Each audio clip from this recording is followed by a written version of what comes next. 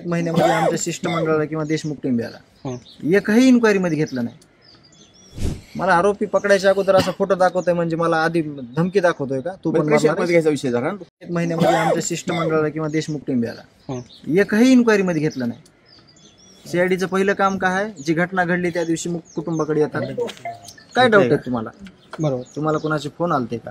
तुमचं काही म्हणजे अशी एकही इन्क्वायरी देशमुख कुटुंबियाकडून करून घेतली नाही। आणि जर तुम्ही म्हणत असताल की आम्ही दुःखात आहेत, आम्हाला लोक येत भेटायला, तर तुम्ही 1 तास रोज वेगळा वेळ द्या। आम्ही त्यावेळेस नाही आलो तर तुम्ही आम्हाला म्हणा की तुम्हाला आम्ही 1 तास बोलत होतो तर आले नाही तुम्ही। असं कुठलीच गोष्ट घडली नाही। कुटुंबियाचा जॉब वगैरे का? जॉब झाले, जॉब इन्क्वायरी आणि जॉब डिफरंट आहे। मग 11 वाजता बोलणार ना? उशिरानंतर 11चा टायमिंग तुम्हाला 5-10 मिनिट मागून। आणि मी स्वतः गेलेलो आहे बीडच्या ऑफिसला 2 वेळेस गेलो, केजला ऑफिसला 2 वेळेस गेलो, जॉब व्यतिरिक्त बरं का। तिथं जे काय घटना घडल्या ते तुम्ही बघितलेले आहेत।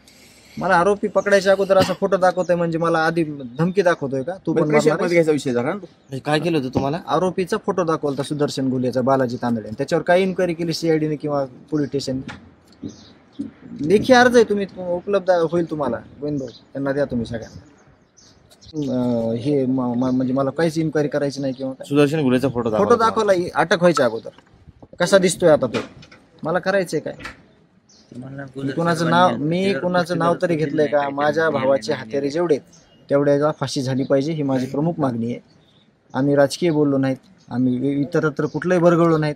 तुम्ही एवढं सगळं म्हणजे 35 दिवसापासून सोबत राहिलात आमच्याच्यानं, तुम्हाला आम्हाला एक खंत वाटते की आम्ही तुम्हाला म्हणजे आमच्या वर्दळी पुढे तुम्ही जेवलात का, तुम्ही चहा घेतला का, हे आमच्या मनात खंत एवढी की आम्ही तुम्हाला काही म्हणजे सेवा देऊ शकलो नाहीत।